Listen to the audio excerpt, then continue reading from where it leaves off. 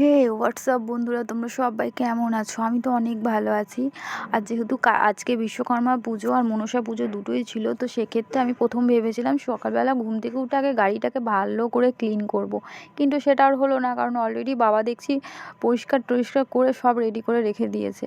আমি কি করব, রিং লাইটটা বসে বসে পরিষ্কার করলাম। আমি ভেবেছিলাম রিং লাইটটাকেও পুজো দিতে হবে যেহেতু, কারণ ওটাও আমার একটা কাজের মধ্যেই পড়ে।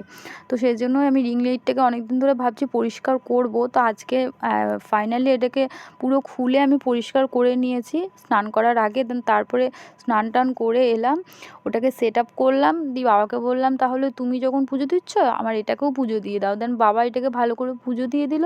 তারপরে আমাদের বাড়িতে এই দেখো সুন্দর করে সাজুগুজু করেছে আমাদের স্কুটিটা।